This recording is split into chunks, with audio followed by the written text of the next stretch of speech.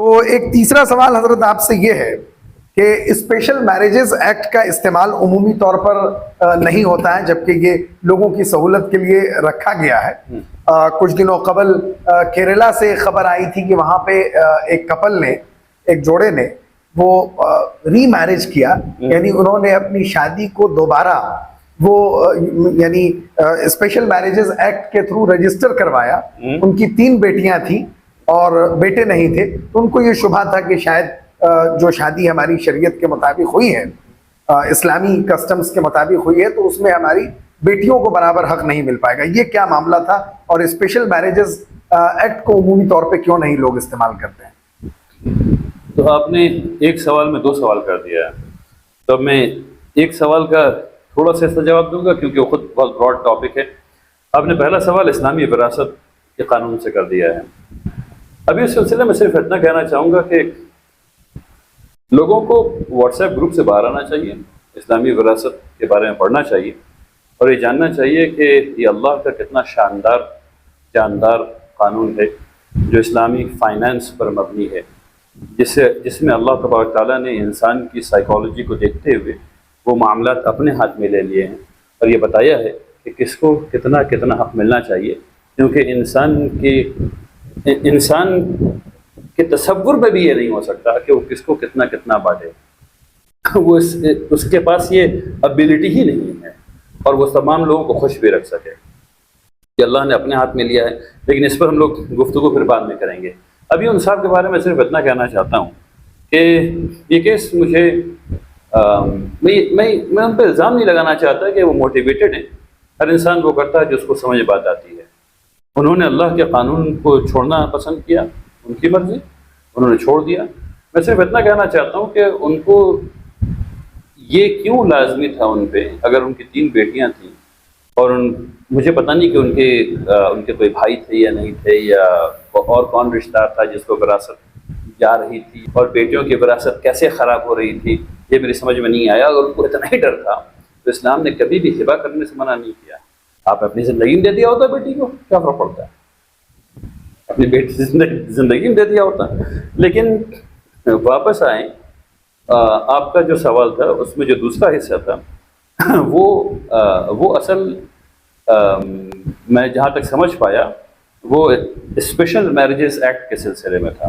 جی دیکھیے، special marriages act میں لوگوں کو یہ سمجھاتا ہوں کہ اصل میں یہ یونیفارم سول کوڈ ہے پرسنل لاز کا جو امبیڈکر صاحب نے بنا دیا، اور انہوں نے کہا کہ بھائی وہ لوگ جو سیکولرسٹ ہیں، وہ لوگ جو شادی قانون پر اعتقاد اور ایمان کی بنیاد پر کرنا چاہتے ہیں، جیسے امبیڈکرائٹس آج کرتے ہیں، جب وہ شادی کرتے ہیں تو پریمبل آف دی کانسٹیٹیوشن پڑھتے ہیں اور میرا خیال ہے کہ ہار وغیرہ پہناتے ہیں، ان کی شادی ہو جاتی ہے، یا وہ بھی نہیں کرتے، کانسٹیٹیوشن پڑھ کر کے اقرار کرتے ہیں اور شادیاں ہو جاتی ہیں ان کے یہاں۔ تو ان کے ذہن میں کچھ ایسا تخیل رہا ہوگا کہ لوگ آئیں گے اور پھر وہ چاہے وہ مسلمان ہو، چاہے وہ ہندو ہو، چاہے وہ پارسی ہو، عیسائی، کوئی بھی ہو، کسی بھی مذہب کا ہو، وہ آئیں گے اور کریں گے۔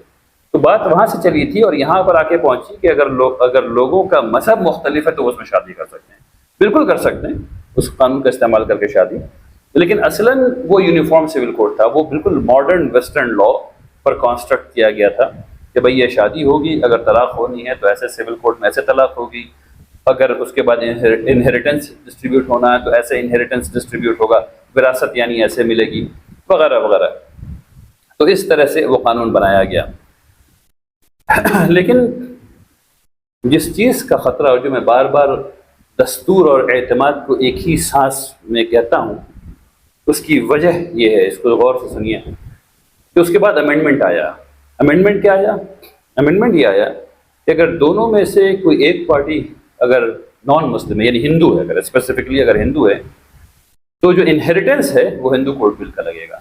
اچھا، دونوں میں سے ایک پارٹی اگر کوئی مسلمان ہے تو انہیریٹنس میں وہ جو شریعت اپلیکیشن ایکٹ میں جو انہیریٹنس ہے وہ نہیں لگے گا، ٹھیک ہے نا، وہ دوسرا والا جو ان کا جو اوریجنل ہے وہ لگے گا۔ اچھا، کرسچن ہے تو وہ بھی اوریجنل والا لگے گا۔ لیکن اگر صرف ہندو ہے، ایک پارٹی اگر ہندو ہے تو انہیریٹنس میں ہندو کوڈ بل لگے گا۔ اچھا، اگر دونوں پارٹی ہندو ہیں تو جو ہندو یونائٹڈ فیملی کا جو $30 بلین کا جو $30 بلین کہہ دیا میں نے غلطی سے، $30 بلین کا جو ٹیکس کی جو مراعات ہیں وہ بھی ان کو ملیں گی، ٹھیک ہے نا. اسی طریقے سے جو کسٹمز ہیں، یعنی اگر آپ نارتھ انڈین ہیں اور آپ ہندو ہیں، مثلا 2 ہندوؤں نے شادی کرنے کی کوشش کی ہے، اور اگر وہ نارتھ انڈین ہندو ہیں تو ان کے کسٹمز کو بھی پروٹیکٹ کر لیا گیا کہ آپ نارتھ انڈین ہیں تو آپ کو 5 یا 7 جنریشن کا جو فرق ہونا چاہیے، اسے پوری فہرست بنا دی گئی کہ آپ ان لوگوں سے شادی نہیں کر سکتے اور ان لوگوں سے شادی کر سکتے ہیں، جو کہ ہندو کسٹمز کے مطابق ہے. لیکن اگر آپ ساؤتھ انڈین ہیں تو ماموں اور بھانجی سے آپ شادی کر سکتے ہیں. تو اسپیشل میرجز ایکٹ میں ہندو کسٹمز، ہندو ٹیکسیشن اور ہندو انہیریٹنس کا خیال کر لیا گیا اس میں سیکولر لا میں، لیکن اور کسی کمیونٹی کا خیال نہیں کیا گیا.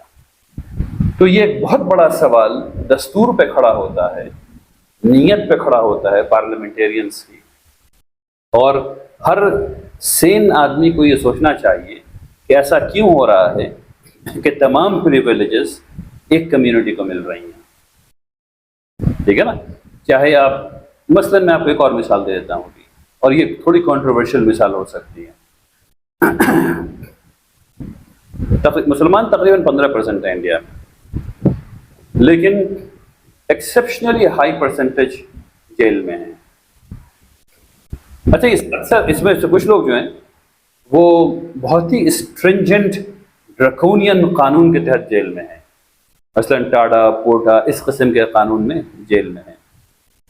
تو ایسا کیوں ہے کہ اس قسم کے قانون میں زیادہ، یعنی جو ہندو پاپولیشن ہے، ہندو سے کہہ رہے ہیں کہ وہ 80% ہے نا، تو 80% لوگ ایسے قانون میں ہندو کمیونٹی کو بلانگ کرنے چاہیے تھے، لیکن وہ نہیں کر رہے. مسلمان کمیونٹی کے لوگ کر رہے ہیں. کیوں کر رہے ہیں؟ اور پھر 25 سال کے بعد سپریم کورٹ کہتی ہے کہ ان کے خلاف تو کوئی ثبوت ہی نہیں تھا، یعنی بیسک ایویڈنس نہیں تھا، ان کو چھوڑ دیا جاتا ہے. اچھی بات ہے کہ چھوڑ دیا جاتا ہے، thanks to the supreme court. لیکن اس بچے کی جو 14 سال کی عمر میں پکڑا گیا ٹرین بامبنگ کیس میں، 25 سال کے بعد یا 22 سال کے بعد وہ چھوٹ کے نکلا ہے، وہ ختم ہو چکا ہے. اور اس کا امپیکٹ کمیونٹی پر کیا ہے، اس کا سائیکولوجیکل امپیکٹ کمیونٹی پہ کیا ہے، وہ بہت ہائی ہے. تو اس ملک کے تمام لوگوں کو یہ سوچنا چاہیے کہ تقریباً 22 کروڑ کی آبادی، 22 سے 25 کروڑ کی آبادی، جو کہ اگر ایک ملک بن جائے تو دنیا کا 8واں سب سے بڑا ملک ہوگا، اس کو سائیکولوجیکلی ڈپریس کر کے ملک ہیپینس انڈیکس میں تو اوپر نہیں جا رہا. قانونی بات چیت کے اگلے ایپیسوڈ میں انشاءاللہ آپ سے سوال و جواب کا سلسلہ جاری رہے گا. فکر و نظر کو خاص وقت دینے کے لیے آپ کا بہت بہت شکریہ. بارک اللہ فیک، جزاک اللہ خیر.